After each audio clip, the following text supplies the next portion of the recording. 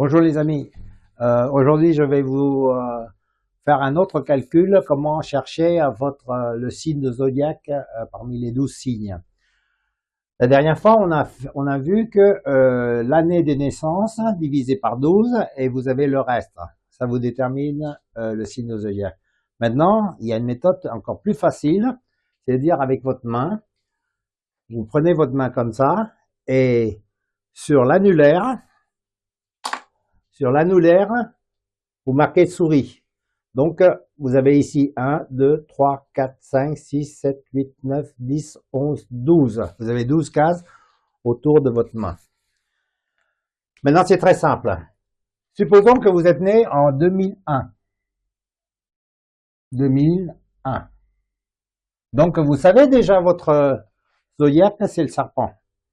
Maintenant, pour les copines ou copains, si vous avancez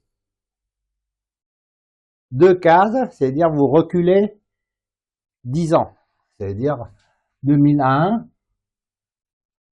91, 81, 71 et 61. Voilà. Vous voyez, c'est très simple. Maintenant, si vous comptez à l'inverse, c'est-à-dire vous reculez 2 cases, c'est-à-dire vous avancez dans le temps, 10 ans. Ici, c'est 2001. Ici, c'est 2011. 2 cases, 2011. Donc, vous avez 2011. Vous avez 2012. Après, vous avez 2013. Non, 2012, 2011, 2021 plutôt, parce qu'à chaque fois, vous avancez 10 ans. Et 2031. Et après, vous comptez l'unité après, par rapport au sens de l'aiguille d'une montre. Je donne un exemple. Maintenant, vous avez un ami qui est né, par exemple, 2025. 2025, vous ne savez pas quel est son signe de zodiaque, mais vous connaissez le vôtre, c'est serpent. Donc, ici, vous reculez 2 cases, c'est 2011, d'accord? Vous reculez encore 2 cases, c'est 2021,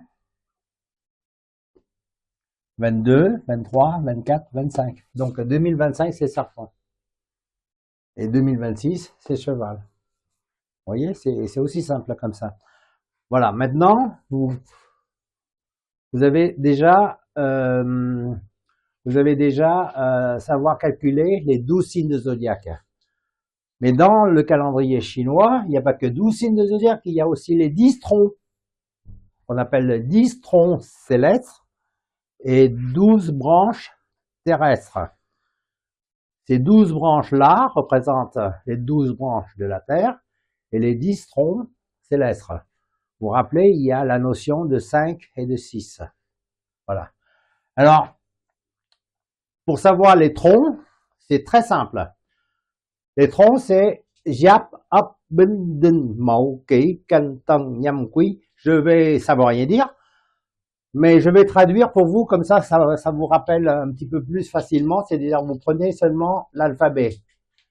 G, c'est Jingo, A, c'est arbuste, B, c'est brûleur, D, c'est dard, M, c'est montagne, K, c'est kaolin, C, c'est canon, T, c'est trompette, N, c'est Nil, et K.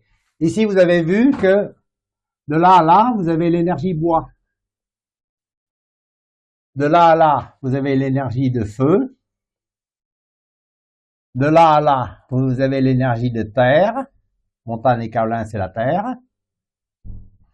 De là à là, vous avez l'énergie de métal. Et de là à là, vous avez l'énergie de l'eau. Voilà. C'est pour cette raison que je traduis, enfin, j'attribue un nom pour que les gens se souviennent mieux. Bois, feu, terre, métal et eau. Maintenant, pour déterminer l'année, c'est très simple. Supposons maintenant, vous avez quelqu'un à 2001. 2001, il est serpent. Et serpent de quoi? Alors là, il faut apprendre par cœur. C'est le premier chiffre, c'est ça, c'est la terminaison de l'année. 4, 5, 6,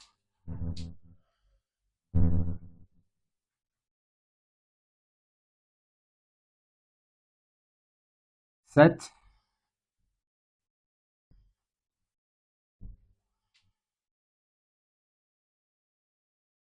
8,